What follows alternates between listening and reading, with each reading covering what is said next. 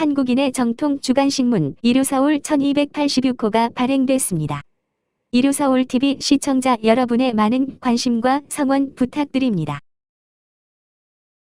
5위로 가겠습니다. 사법 신뢰 바닥, 사법농단에 대해서 얘기를 좀 해보도록 하죠. 네. 야, 어제 이 판사들하고 사실은 한잔했는데. 그러니까. 그 토해내는 이야기를 들어보니까 이게 대한민국이 정말 이제 앞으로 사법부에 대한 신뢰가 무너지게 되면 자동으로 검찰에 대한 신뢰가 자동으로 연결돼서 무너지거든요. 이 모든, 그리고 직권남용죄에 대한 계속 토론도 했었는데, 대한민국 여러 가지로 좀 걱정이 많이 되더라고요. 사법부 신뢰는 국가유지의 근간이에요. 사람이 하다 안 됐을 때 맨 마지막에 이제 의존하는 데가 법적 의존이니까. 근데 입법부 국회의원들은 맨날 국민한테 두들겨 맞아요. 못났다, 일 못한다 해도 국회의원들은 국민의 마음속에 있다고요. 또 뜻대로 안 되면 막 갈아치워요. 교체한다고. 행정부는 더 말할 것도 없어요. 대통령은 사실 동네북이에요. 역대 어느 정권이든 국민들이 생활을 하면서 힘들고 괴로울 때 제일 그래도 믿기도 하지만 공격도 하는 게 대통령이에요. 그래서 입법부와 행정부라는 곳은 잘하거나 밉거나 고우거나 하여튼 우리 삶에 녹아있는 곳이에요. 근데 사법부는 저 높은 곳에 따로 있어서 누구도 터치하지 못해서 고결한 거라고 간주하고 있었어요. 근데 대법원장이, 양승태 대법원장이 대통령하고 재판 거래를 했네? 예? 내가 재판을 아니에요. 확정된 거 맞아요. 아니요, 확정 안 된 하여튼 거예요. 내가 이렇게 해줄 테니 이거 해주세요 해도 딜을 계속한 거예요. 지금 아직 재판 중이고 예상된 조사 재판 결과가 정면으로 뒤집어지기도 하고 그랬어요. 그러면 그거는 그냥 그대로 정치인이었던 거예요. 그 대법원은. 근본서부터 아주 메스로 쭉 도려내서 제대로 처벌받고 제대로 이 환부가 도려내져서 수술받지 않는 한 사법부 다시 못 일어선다. 특히 양승태 대법원장은 법적 처벌 면할 수 없습니다. 장기 징역형을 아마 불가피하게 받아야 될 거예요. 이런 식의 사법부라면 이거는 무슨 야바이꾼들도 아니고 무슨 그게 판사고 무슨 뭐 고위직 그 사법부 저 사람들이냐고 하는 짓들이 대단히 이거는 아무도 건드리지 않으니까 아주 골물대로 곰고 썩을 대로 썩은 모습이 지금 적나라하게 드러난 거예요. 앞으로 남은 기간 동안에 소위 사법 적폐 해소라는 거는 우리가 이 민주정을 살아가는 데 있어서 아주 기초를 다지는 일이어서 민감하게 봐야 됩니다. 근데 이제 저는 한마디 보태고 싶은 게 뭐냐면 한마디씩만 해요. 사법부의 농단이라고 얘기를 했는데 그 농단이라는 표현을 지금 이 뭐 양승태 대법원장 그 사법부라든지 그 당시 법원 행정처에 있는 분들에 대한 잣대를 지금 청와대와 지금 사법부에 대야 되면 안 걸릴 것 같습니까? 그렇지. 똑같은 일이 똑같이 벌어진다는 거. 이건 무슨 얘기냐면 우리가 뭐 정치적 용어로 제가 뭐 정치학을 공부하지는 않았지만 회색 지대라는 건 늘 있다는 거예요. 어떤 거를 무슨 사안을 풀어갈 때 아마 양승태 대법원장이 지금 크게 곤욕스러운 게 아마 위안부 재판하고 그 다음에 저기 때였을 거예요. 저기 대법원 밑에 상고법원을 설립하는 거를 행정부에서 도와달라. 입법부에서 도와달라. 아마 이거를 딜을 했다고 얘기를 하는 것 같은데 그런 정도의 딜이라기보다는 우리의 요구사항을 이해하고 저쪽의 요구사항을 얘기했을 뿐일 거라고 저는 봐요. 그거는 회색 지대라는 거예요. 그걸 법의 잣대로 딱 두 자르듯이 잘라서 요거는 불법, 요거는 합법 이렇게 얘기할 수 있는 지역이 아니라는 거죠. 지금 현재 청와대나 지금 현재 사법부에서도 그 정도의 얘기는 아마 오고 가고 있을 거라고 저는 봐요. 그게 인간 사는 세상이라는 거죠. 이 문제도 역시 또 재판부로 갈 거고 이 재판부 구성에 대해서 그 대법원 식구들의 영향이 받지 않는 사람들로 재판부를 구성하겠다는데 저도 동의합니다.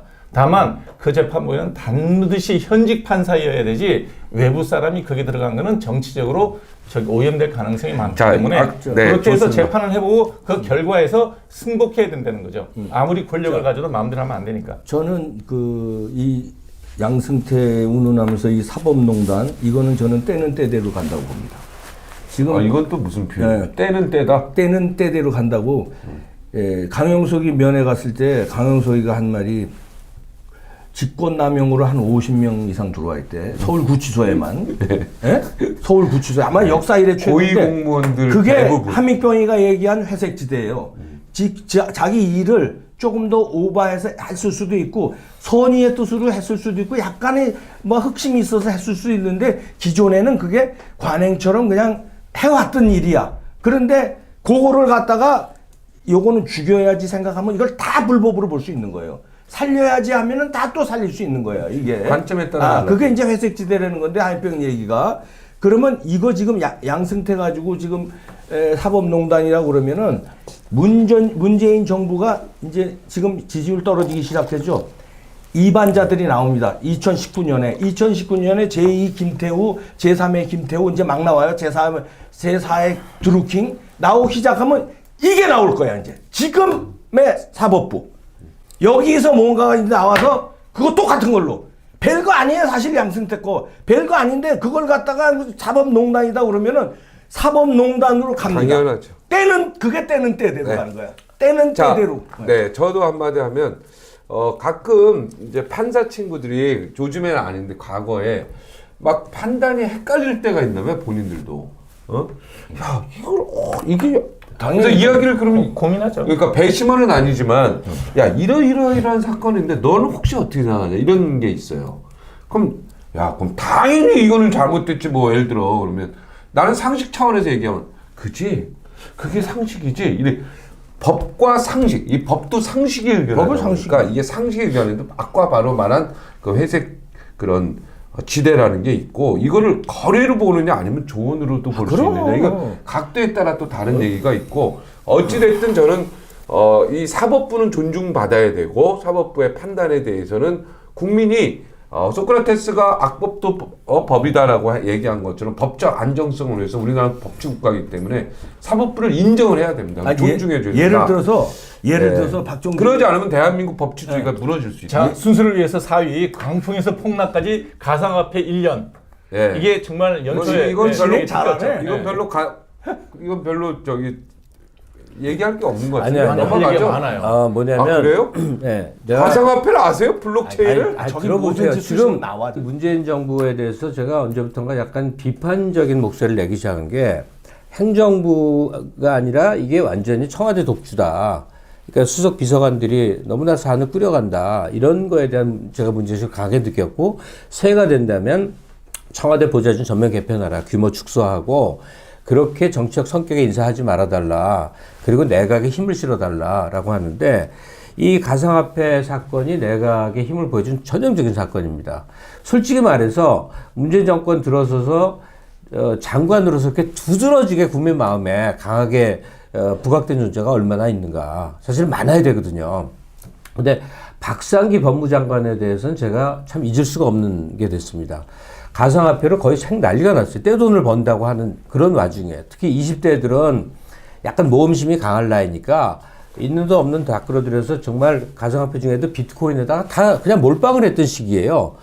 근데 장관이라는 사람, 그것도 법무장관이라는 사람이 겁대가리도 없이 거래소를 폐쇄할 수 있습니다. 이래버린 거야. 난리가 났어요. 그 한마디에 이 가상화폐, 특히 비트코인주의 폭락은 난리가 나갔고 20대 청년들에게 박상기는 왼수예요. 1년이 지났어, 봐. 만약에 온 사회가 거기 몰빵을 했으면 어떤 일이 벌어질 뻔했죠? 가상화폐 시장은 지금 전 세계적으로 완전 폭락이에요. 우리나라만의 현상이 아니라 미국은 완전 그냥 바닥을 쳤다니까. 60% 정도, 네. 80%에 떨어졌죠. 세상에 60, 80% 떨어지는 주식이 어딨냐고. 그럼 망한 거지. 거기다가 만약에 온 사회가 광풍이 박법무 장관의 빵 철퇴 없었지 그냥 수수방 가면서 갔으면 정말 큰일 납니다. 박 법무부 장관이 지가 자신이 욕먹을 각오를 하고 질러버렸어요. 잘했다 이 말이죠. 쐐기를 박은 거지. 그래서 굉장히 잘했다. 가상화폐로 인한 대혼란이 수습이 됐단 말이에요. 가상화폐나 블록체인 기술은 미래의 기술이니 갈 거지만 단기적으로 있었던 비트코인 열풍은 이거는 법적 차원에서 되게 잘못된 거거든. 그게 이렇게 된 건데. 나는 겁대가리 얘기하길래 막 비판할 줄 알았는데 엄청 잘했다. 그러니까 지금 내각 중에 최고로 잘한 일 중에 하나가 박상기 법무가 가상화폐 광풍을 빡 해버린 거예요. 자기가 이제 이쁘게 보면 이제 아니, 사실이지. 보고. 근데 자 이거 어떻게 되냐면 가상화폐 이 광풍이 불게 된 게 이 정부 들어서 불었어요. 불게 해놓고 한참 전인데 야 감사. 아니 활성화시키. 불게 해놓고 이거 좀 이따가 큰일 나겠다. 문재인 정부가 돌 때가 막 했다. 몰라. 당신 법무장관 야 빨리 질러. 야, 우리 다 죽게 생겼어. 예, 알겠습니다. 야, 질러. 그럼 이거. 예. 야, 그거 문 닫을 수도 있겠습니다. 이렇게 된 거야. 예. 짜고 고수도 친 거야. 불 질러 놓을 때는 언제고. 야, 이거 큰일 나겠거든. 내가 불 질러. 빨리. 예, 꺼, 알겠습니다. 빨리. 불 끄도록 하겠습니다. 이렇게 된 거야 지금.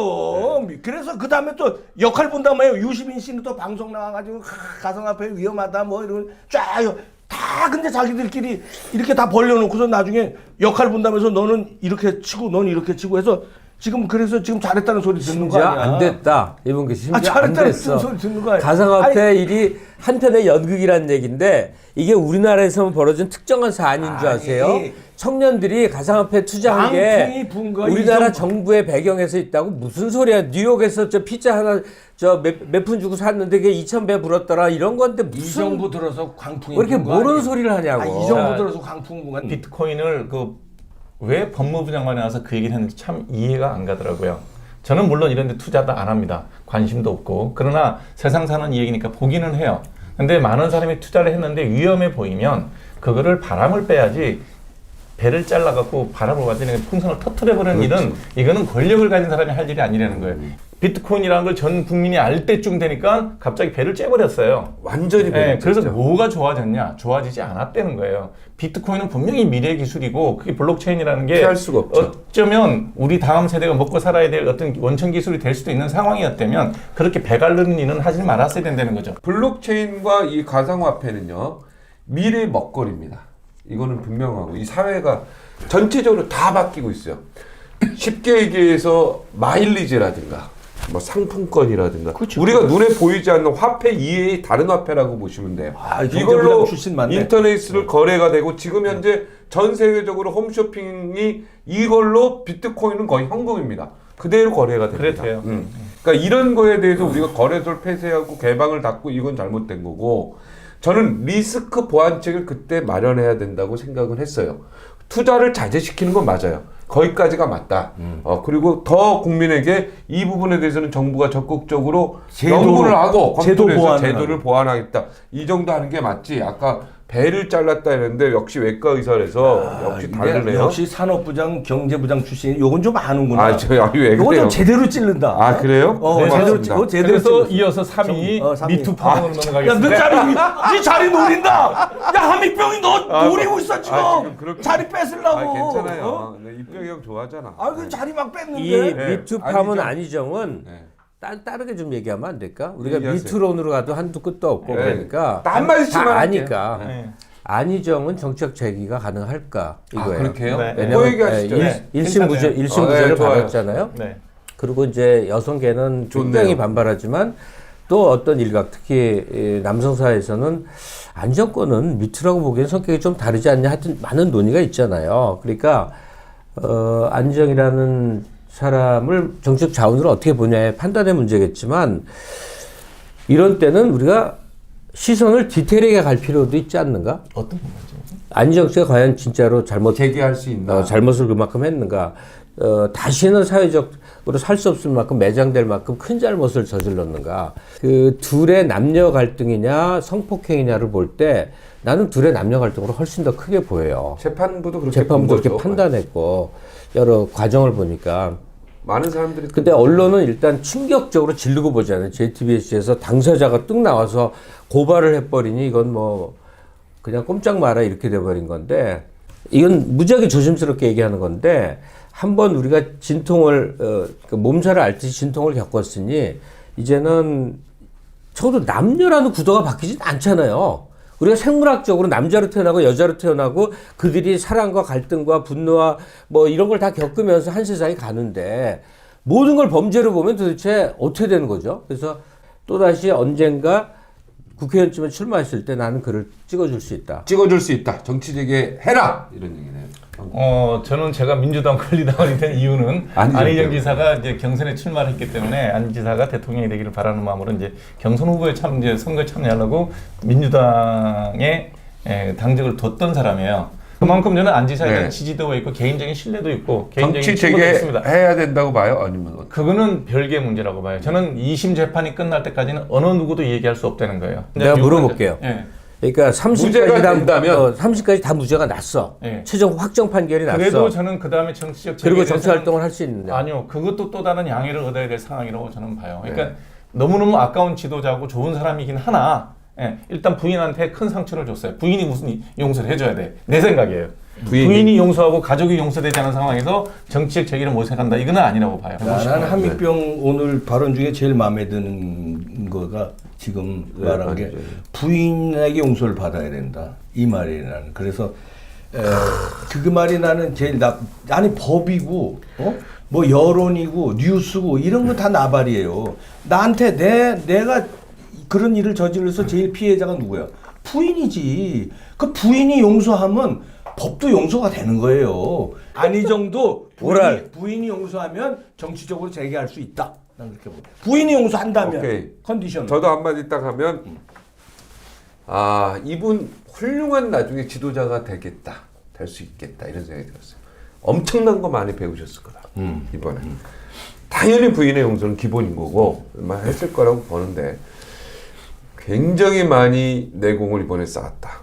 어떻게 보면은 이런 분이야말로 정치 지도자의 어떤 반열에 올라서게 되면 정말 무서운 사람이 될 것이다. 2위 이거는 그냥 너무 많이 한 건데. 아니 이재명, 김부선 불륜 스캔들이 제목이더라고. 한마디씩 할게 1분씩. 내가 한마디로 이 시간이 없어. 이재명 대변인이기 그 때문에 문재인 대통령은 민주당 계열 내에서 상당히 온건파예요. 그렇죠. 예. 진보 보수로 말하기엔 좀 성격이 명한 온건파인데 그 민주당에 민주당 좌파가 있고 민주당 우파가 있을 수 있는데 지난 대선 경선이 딱 그 완벽한 구도였어요. 민주당 좌파가 이재명이고 민주당 우파가 안희정이었던 거예요. 안희정은 완벽한 시장주의자거든요. 그리고 이재명 같은 경우는 국토보유세라고 그래서 완전히 서방권의 부유세를 걷어야 된다는 사회주의자지. 뭐 사회주의자. 하여튼 그런데 공산주의로도 볼 수 있어요. 이 이재명이 필수적으로 죽어야만 되는 사람들이 우리 사회에 많이 있다. 이재명을 정치적으로 사망시켜야만 내 안전과 내 재산권이 보호된다라고 믿는 상당한 정도의 세력이 있다. 그래서 나는 그들이 뭐 따로 모여서 회의해서 뭐 이런 사건들을 쭉 만들었다고 생각하지는 않아요. 그런데 때로 역사적 사안들은요, 그 현실적 이해관계와 사건 간에 알 수 없는 쫙 촉근이 연결이 돼 있어요. 그렇기 때문에 해경궁 사건, 김부선, 형님, 뭐 형수역설, 뭐 온갖 것들이 이재명이란 정치는 반드시 죽어야만 돼! 라는 이해관계와 연동된다.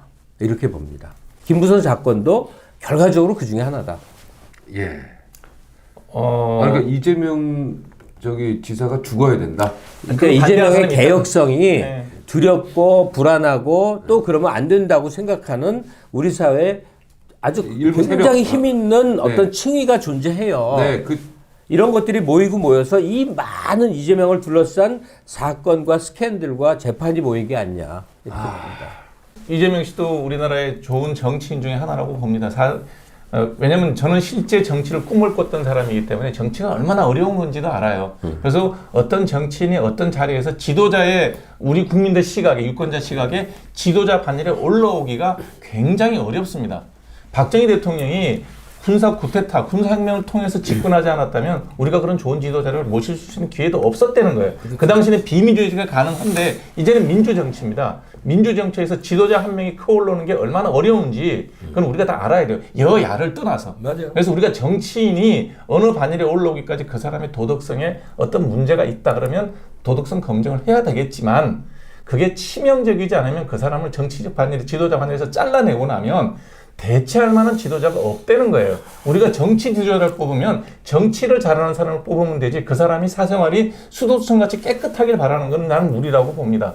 의사가 수술 잘하면 되지 그분의 사생활까지 다 탈탈 털어서 훌륭한 의사를 찾으면 수술 받을 의사가 없어요. 그런 의미에서 볼 것 같으면 이재명 현 경기지사가 겪고 있는 여러 가지 스캔들이 있었는지 없었는지 모르죠. 그럼 뭐 아무도 못 봤으니까 확인 못 하는 겁니다. 김부선 씨의 주장이 있고 그 이재명 지사의 반박이 있지만 모르는 거예요. 법적인 논리로 아니라고 판결이 나면 우리는 거기서 받아들여야 되지. 그걸 가지고 너 옛날에 그런 스캔들이 있었지. 넌 그러니까 뭐 하면 안 돼. 이런 잣대는 아니라는 거예요. 네. 적어도 자. 이재명 지사가 성남시장부터 시작해서 경기지사로서 자기 역할, 경기지사는 요즘 너무 바빠서 못하고 있지만 어찌됐든 해왔던 게 보면 저는 그 일관성은 좋아요. 아, 좋아요. 예, 근데- 그 일관성이 좋기 때문에 이 정도의 스캔들 가지고 절대로 지도자가 되면 안 된다라고 그런 사람한테 그렇게 하는 거는 능력을 볼 때 나는 좀 아깝다. 나는 반댈세. 나는 이제 이 불륜 스캔들도 불륜 스캔들이지만 지도자의 자격이 없다고 생각하는 건 그 대처하는 거. 그러니까 안희정하고 이 좀 비교를 해보면 네. 안희정은 이 사건이 터졌을 적에 똑같은 비슷한 사건 아니에요? 불륜 사건이? 근데 인정을 했어요. 네, 순수히 그리고 다- 말을 아꼈어. 그리고 순수히 잘 얌전하게 조사받고 그리고 잘못했습니다. 이거지 뭐 막 구구절절히 변명 이렇게 안 하고 잘못해서 깨끗이 인정했어요. 근데 이재명 씨는 뭐 그렇게 들이대는 게 많고 뭐 그럼 김부선하고 인정을 하라고? 아니 저 형수 사건 그 지금 그것도 이재명, 김부선 불륜 스캔들에 대한 아니, 토픽을 거기- 얘기하는 거기서도 아니, 뭐 여러 가지 거기서도 다. 예, 거기 어쨌든. 여러 가지 예, 다 예, 예. 대하는 게 네. 전부 그렇잖아요. 남자답지 못하다. 일단. 그거는 남자답지 아니, 못한 사람이 지도자가 됐을 적에 불행해요. 내가 제일 싫은 게 저런 거야. 남자다워야 돼. 아니 억울해도 인정해야 돼. 이게 뭐야? 사실관계를 조목조목 밝히는 행위를 왜 잘못된 것이냐 말이에요. 근데 제가 그 논어에 나오는 말 중에 가장 좋아하는 말이 있어요. 사실은 언외에 있고 사실은 말 밖에 있고 진실은 변하지 않는다. 네, 이게 이제 논어에 있는 얘기예요. 예. 네, 저는 이 한마디로 딱. 자, 머나먼 평화의 길, 남북 북미 정상. 이건 할 얘기가 없는 것 같아요. 아니, 할 얘기 북미 많죠. 아, 있어요 또? 네. 아, 세요? 어려운데 이거. 지금이 2018년 12월 말이에요. 네. 그 시점을 생각합시다. 네. 1년 반 전서부터 전개된 상황을 우리는 온 국민이 다 알고 있잖아요. 네. 그래서 뭐가 확 전개될 줄 알았더니 지금 교착 상태에 빠져 있고 문 대통령이 대통령께는 죄송하지만 거의 구걸 수준으로 네. 서방 선진국들을 찾아다니면서 북한 제재를 흡수하다시피 해달라. 했어요. 흡수하다시피 했고 대부분 실패를 했죠. 이게 뭘 말하냐면 타이밍 때문에 그런 거예요. 일이 될 때는 확 돼야 돼. 그러니까 한국 대통령으로서 자기를 다 걸어버린 거예요. 그런데 여기다 전 하나를 더 추가하고 싶어요. 시간에는 우리가 사는 하루하루의 물리적 시간도 있지만 역사의 시간도 있다. 그러면 남북이 대립과 갈등과 전쟁과 냉전을 거쳐서 다시 평화의 삶을 해서 한반도가 8천만 인구의 세계 강국으로 나는 과정에 그 시간을 경고하는데 이제 20년이다. 김대중 대통령 때 첫 삽을 떠서 이제 10년 지났고 그 역사의 시간으로 보면 지금은 0.0001초도 안 되는 시간이에요. 우리가 국사책에 이제 후반부에 남북 간 평화 체제 장이 나오면 내가 그러니 정리해. 그러니 조급하지 말라. 왜냐? 북한도 자기 필요에 의해서 우리도 우리 필요에 의해서 남북 간은 평화 모드로 간다. 그러나 그것을 얼마나 지혜롭게 서로에게 상생적으로 가느냐? 미국과의 동맹관계, 중국과의 경제적 이해관계, 러시아, 일본과의 관계가 잘 조화되면서 가느냐. 이 모든 말도 못하게 복잡한 방정식을 푸느라고 지금 시간이 간다. 단 국민의 입장에선 재촉 좀 하지 말자. 지켜보자. 왜? 우리가 직접 회담하진 않잖아. 대통령이 하고 또 외교안보 이 팀들이 머리를 싸매고 하고 있어요. 근데 일주일 김정은이가 답방 온다더니 왜 하나 이래가면서 한 달, 두 달, 세 달을 갖고 너무 난리치지 말자. 조금만 우리는 남북 간 평화라는 과정을 지켜보는 증인으로서 조금은 호흡을 가다듬자. 이 말 하는 거예요. 그거 좋은데 그거 기다리다 우리 이제 여기 아까 좋은 표현했는데 걸었다고 그랬잖아요. 대통령이 이렇게 어설프게 나라의 운명을 거는 게 아마추어예요. 박종진이가 선거 나가면서 어설프게 뭐 무슨 호수에 빠지겠다고 어설프게 거리기 이게 아마추어라고. 고생하는 거 눈물 나지도 선거를 안 않아요? 해봐가지고 아마추어 그 목욕탕에 하나 빠지고 말이야. 어설프게 법도 안 찾아보고선 빠진다고 그러고요. 속천 호수에. 그래 목욕탕에 빠졌잖아요. 어설프다. 근데 어설프게 왜 어설프다. 나라의 운명을 모든 거를 왜 여기다가 걸어요? 걸 때 걸어야지. 예를 들어서 경제, 민생을 살리는데 이런 데 걸어야지. 왜 이거 되지도 않을 거에 걸어서 자기 임기 내에 안 될 거에 어설프다. 걸어서 1년 전만 해도 않는다. 잠깐만요. 나 얘기하잖아.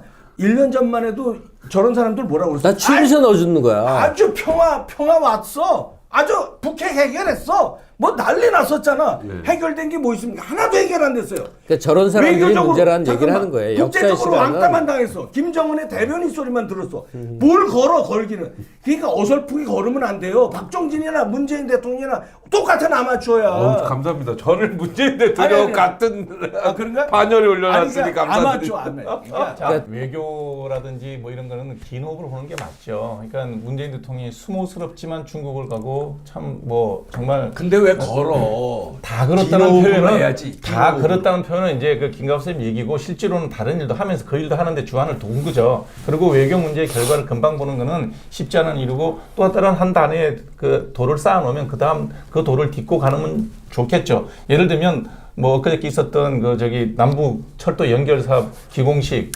착공식 하는데 그건 또 무슨 쇼야? 또. 아니요. 쇼여도 좋다는 거예요. 외교라는 게 쇼하는 거 아니에요. 그러면 나는 우리나라 정당 대표들이 다 갔었으면 좋았겠다라는 생각이 들어요. 갔다 와서 비판을 하더라도. 거길 왜 가? 아니, 생쇼하는데 한국당이 거길 왜 가? 그러니까 저희도 초대하면은 가는 게 생각의 차이인데, 그러니까 저 같으면 그랬겠다는 게 갔다 와서 비판을 하더라도 하는 게 나한테는 안 가. 생각에 좋아요. 근데 지금 이제 남북 문제에서 핵 문제를 가지고 얘기를 하는데 변수는 세 개예요. 미국의 트럼프, 그다음에 북한의 김정은 주역입니다. 그다음에 가운데 있는 게 이제 문재인 대통령하고 시진핑하고 이런 사람이 주변에 있는 사람, 우리가 핵심 당사자가 될 수 없는 상황으로 이렇게 커졌어요, 일이. 그런데 곰곰이 한번 생각해 보면 시간이 누구 편일까? 시간이 누구 편일까예요. 무슨 얘기냐면 아직도 북한은 핵무기가 완성된 단계는 저는 개인적으로 아니라고 봐요. 아니요. 무기적 가치를 가진 핵무기는 아니라는 거죠. 이따만한 덩어리로 핵무기는 핵 덩어리는 갖고 있을지 모르겠지만 원하는 지역에 원하는 시간에 딱딱 뭐 이런 보낼 수 의견도 있는 있을 수 있어요. 그런 핵무기까지는 완성이 안 됐어요. 이런 의견도 김정은이가 있을 수 본격적으로 협상이 나올 때는 언제냐? 그게 완성이 돼야 협상이 나오는 거예요. 지금 미국에서 요구하는 건 뭐냐면 의외로 핵 사찰만 요구를 해요. 미국이 정확하게 북한의 그렇죠. 핵무기가 어느 단계까지 갔는지 잘 그걸 보고 모른다는 싶은 얘기예요. 거야. 그게 보고 싶은 거예요. 자, 이 말에 그것만 보면 너무 공감이 가서 하나 볼 때 시간이 누구 편이냐? 네. 시간은 북한 편이 아니에요. 왜? 북한의 가장 현실적으로 절박한 문제는 경제적 욕구가 폭발하고 그렇죠. 있는데 그렇죠. 이거를 어떻게 해소시켜 주느냐기 때문에 북한은 절박해요. 네. 여는 자 그래서 그러니까 대북 제재를 해야 되는 그러니까 거야. 얘기 무슨 소리야? 하여튼 그래서 내 결론은 한 줄로 말할게요. 한 줄로. 프랑스, 독일, 영국 우리가 그래도 지구상에 제일 괜찮은 나라로 치는 서방 국가들이 대략 8천만 인구 속에서 GDP 1위 국가예요. 네. 남북이 금방 한 개의 나라는 못 되겠지. 그러나 경제 공동체는 충분히 가능하거든요. 언젠간 한 나라가 충분히 먼 미래. 먼 미래에 가능하죠. 경제 공동체는 몇 년 안에도 가능하거든요. 그렇죠. 금방 가능하거든요. 한 줄로 말하면 그러면 8천만 경제 경제 공동체 20줄 하고 있냐? 미래를 보면 우리도 프랑스처럼 독일처럼 영국처럼 길을 가는 거다. 그러니까 좋은 말씀이고 다 좋은데 그래서 시간 싸움인데 북한이 핵을 고도화하는 거예요. 그러니까 무기적 가치를 갖는 핵무기가 완성되는 시점이 1년인지 2년인지 3년인지 우리는 몰라요. 그러나 현재와 같은 경제 제재가 계속되는 한 아마 쉽지 않을 거예요. 자, 그래서 한 줄 나무야지 한 네, 줄이야. 알았어. 결론을 말씀드리고 싶은 건 뭐냐면 북한을 지금 봉쇄하고 있는 미국의 경제 봉쇄 정책에 대해서 우리는 따라가야 되고 따라갈 수밖에 없는 상황이긴 하지만 적극적으로 동참하는 게 좋을 거다. 그 다음에 북한이 핵 사찰을 받을 때까지는 일절의 경제 지원이 있어서는 안 된다. 그것이 무슨 형태가 됐든. 그리고 시간 싸움을 해야지 슬슬 뒷구멍 열어주고 시간 싸움을 하게 되면 고도화가 완성되는 순간에는 그 다음에 정말 미국이랑 딜을 할 거예요. 네. 군축 협상을 하는 그런 일이 벌어지겠죠. 그러면 우리는 한반도에서 완전히 배제되죠. 수족이 묶여있는 어쩌면 김정은이가 주도하는 그런 형태의 통일에 끌려가야 당연하죠. 되는 상황이 올 수도 있으니 수도 있죠, 우리 그것만은 꼭 막아야 된다. 우리 제목 중에서 평화라는 단어가 들어갔는데 평화는 뭐야? 북핵 해결이라고 봐야죠. 그렇죠? 그런 평화가 오는 거죠. 그러면 머나먼 평화의 길 남북 북미 정상회담 이렇게 썼는데 이 제목대로예요. 평화의 길은 머나 멀다. 머나 멀고 어떻게 솔직하게 표현하면 북핵 폐기는 안 된다고 보고 전략을 세워야지 이걸 된다고 당연하죠. 희망 고문하지 말아라. 희망 고문하지 말고 안 된다고 보고 김정은이는 전략을 핵폐기 써. 안 한다고 보고 야, 전략을 짜자. 야 오래간만에 정말 외무 장관 같은 발언했네. 근데 아니, 안 그렇게까지 된다고 보고 그렇지. 전략을 뭐 그렇게 보시고 나는 그렇게 새해가 되면 드디어 환갑이 됩니다. 그래서 트럼프, 김정은 그리고 한국의 문재인 대통령에게 요구합니다. 나에게 한갑 선물을 주시오. 선물은 조미수교. 그다음에 종전선언 조미수교입니다. 여기서 조미는 조선민주주의 인민공화국과 미국이 수교를 하는 단계를 의미합니다. 그래서 이게 2019년에 이루어지셔서 트럼프는 노벨 평화상 받으시고 우리는 철도 다니고 김정은은 살 길이 네. 열리고 이런 2019년을 네. 보고 싶습니다. 우리는 네. 핵인 자 이제 끝났어요 이제. 제발 이제 어떤 발언도 하지 마. 근데 나는 아니요. 딱 한 번 발언만 간단히. 너도 하지 마. 이게. 아이, 여기서 해. 그래. 이거 미국 딱 얘기하니까 트럼프가 7살 그 아들. 어린 아들이 아니고 어린 아이한테 그거. 아직도 산타크로스가 있다고 믿니? 이 말이 왜 이렇게 참 남들은 비판은 나는 난 좀 솔직해. 웃기냐? 아니, 나는 솔직하고 나는 좋다고 형 봐. 그러니까 이게 굉장히 웃기더라고 나는. 아니 난 근데 솔직하고 좋다고. 야 나는 이 여기서 마지막 질문은 진짜 핵을 폐기할 수 있다고 믿니? 나 이 얘기를 했다고. 그러니까. 절대 그건 불가능하다. 한국의 김정은이가 제가 자, 아는 바로는 불가능하다 이런 판단이 듭니다. 자 여기서 불가능하지만 가능하도록 우리- 만드는 게 외교의 능력이니까 네. 그렇게 하지만 제가 여기 10대 뉴스 빠진 거에서 한 가지는 꼭 얘기하고 싶어요. 왜냐면 우리나라 명운이 걸린 얘기인데 너무 쉽게 결정됐고 지금 거기에 대해서 뭐 문제가 되는데 그 한마디만 듣고 네. 마치도록 하겠습니다. 우리나라 원자력 발전소를 폐기하는 거 이거 네. 문제만큼은 여기 뉴스에는 이슈거리는 안 되죠. 왜냐하면 이게 정책적 전환이기 때문에 그렇긴 한데 그거에 대해서는 지금 현 정부 내에서 다시 한번 고민해보자. 재고를 하고 빨리 원상 회복을 시켜야 된다고 말씀을 드리고 싶은 게 뭐냐면 원자력 발전소는 게 기계 만드는 게 아니라 사람 키우는 거예요. 네. 지금 원자력 공학과에 그 학생이 들어가지 않고 석박사 5년만 안 나오면 5년 뒤에는 우리가 원자력 발전소 하려고 그러면 제로 베이스에서 새로 시작해야 됩니다. 한국이 저성장 시대에 본격 진입한 게 2010년부터 진행 중이고 앞으로도 계속될 거예요. 그 시기를 우리는 적응해서 살 수밖에 없어요. 무슨 용 빼는 재주라 그러나 그런 거 없습니다. 네. 그 시기 속에 삶의 방식이 바뀌어야 되는 2019년을 맞이하게 될 텐데 또 우리는 그런 시기도 이렇게 손잡고 잘 겪어낼 거라고 생각합니다. 삼류 시민들에 의해서 삼류 지도자가 되잖아요. 뼈저리게 느꼈으니까 2019년부터는 좀 우리가 인류로 아니 인류로 갈까? 인류가 근데 아마 갑자기 도약하면 안 돼. 인류로 가야 돼. 인류로 가야 돼. 그럼 인류 시민이 저부터 이렇게 각성하고 인류 시민. 이것도 발언 문제될 것 같은데 어찌 됐든 그러니까 문제돼? 문제돼요. 지금. 문제되면 빼자. 새해 복 많이 받으시고 그냥 야 그럼 적어자. 심어주세요. 야야야. 문제되기 바랍니다. 아니 근데 형 이게 누나 언니로 네, 마무리해. 누나 누나 언니로 언니. 하겠습니다. 자 누나 언니를 마무리. 무슨 뜻이야? 누가 나의 편? 언제나 네 내 편. 편. 값수만 빼고.